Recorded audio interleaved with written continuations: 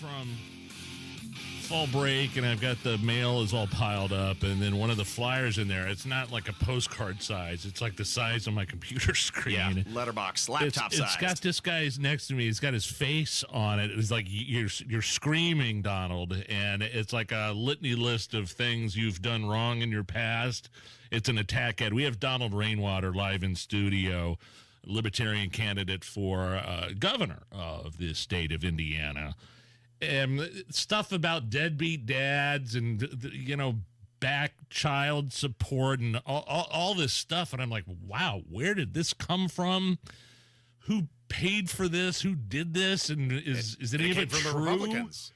It came from Republicans. Donald Rainwater is our guest. I guess that my first question is, were you blindsided by this?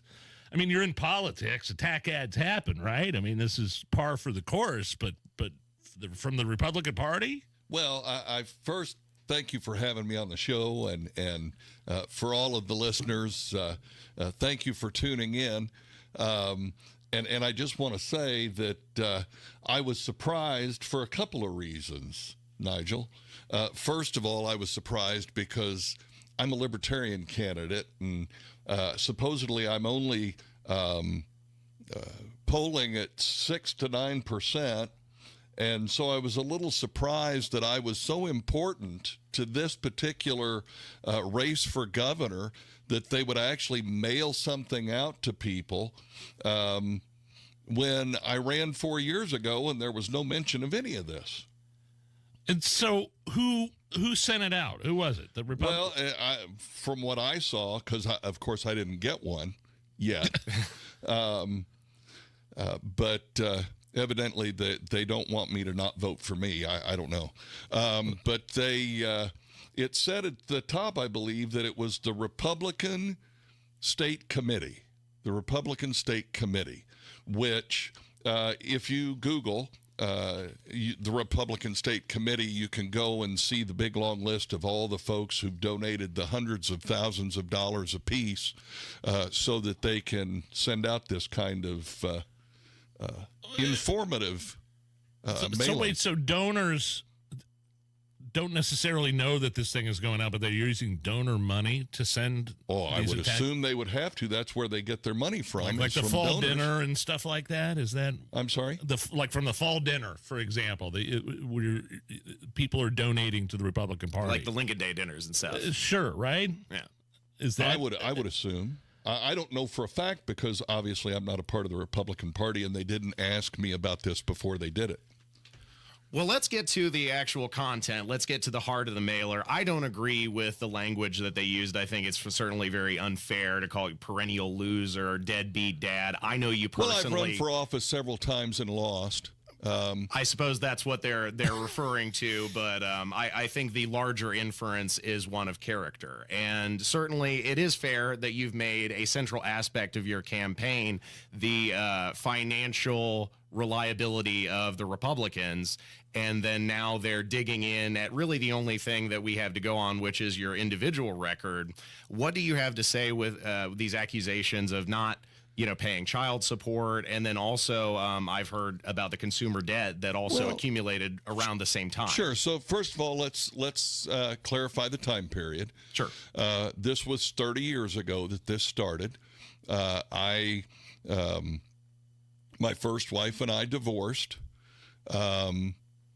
We had 2 children.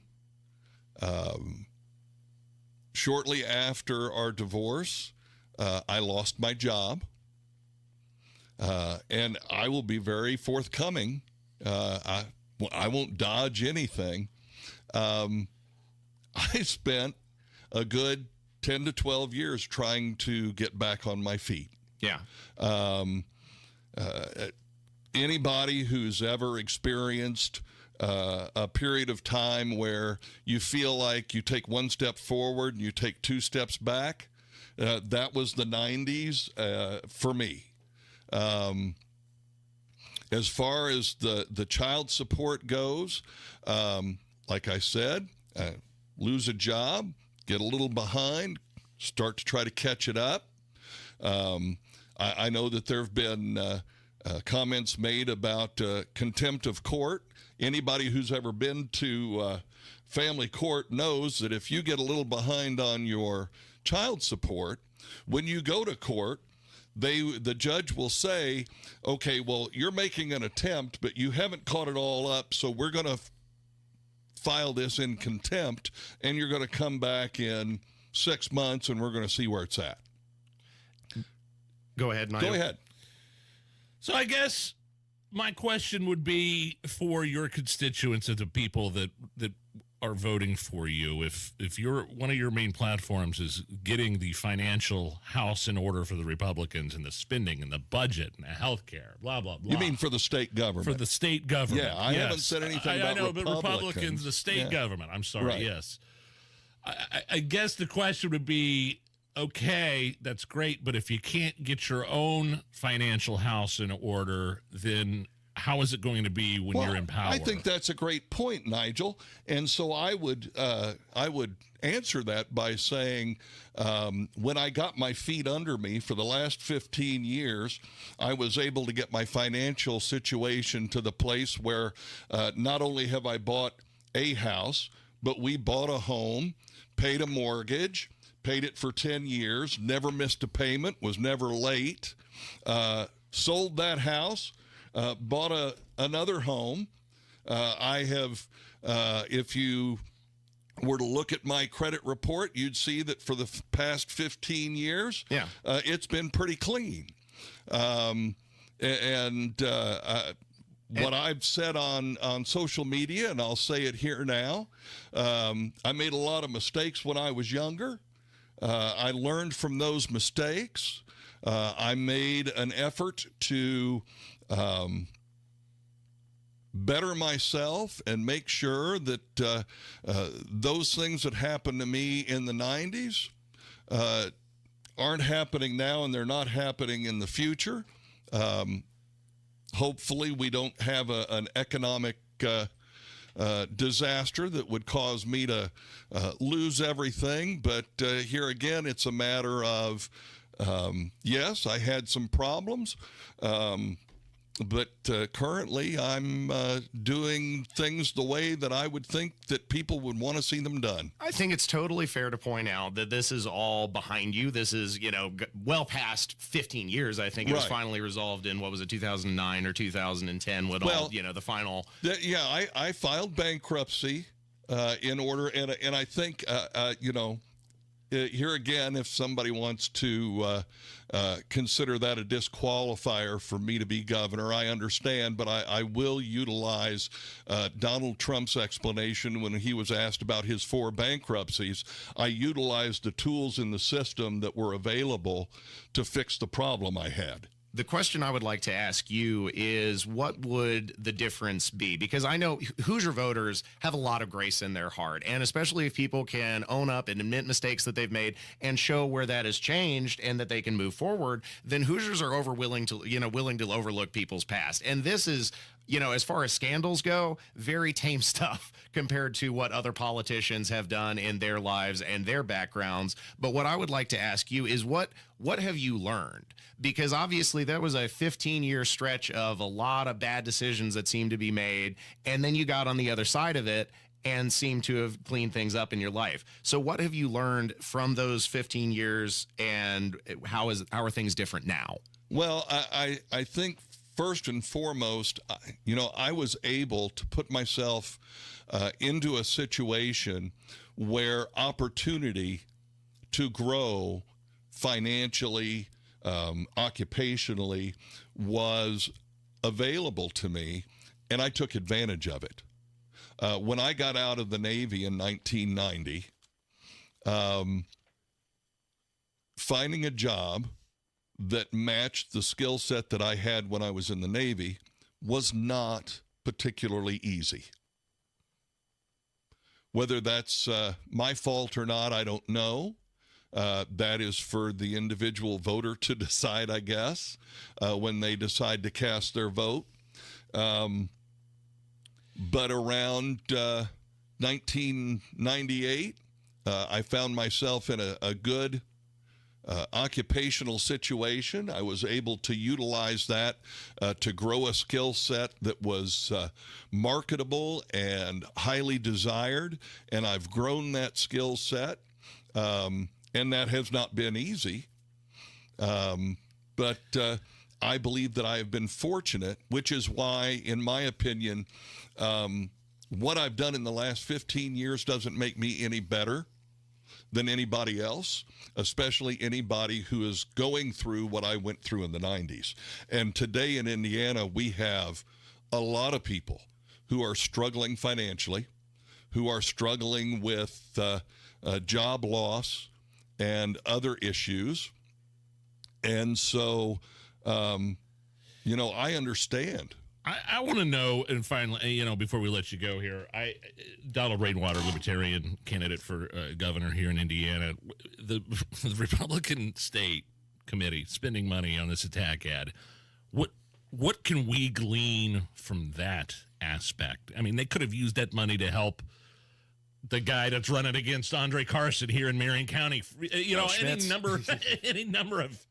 Any number of ways to use that money, but why do you think they went after you out of nowhere? Well, if I don't know, and I'm sure that when I venture a guess, it might not sit well with some people, but my guess would be that they don't feel like they are doing well enough on their own, and they need to trim votes from me in order to make sure that they have enough votes to win.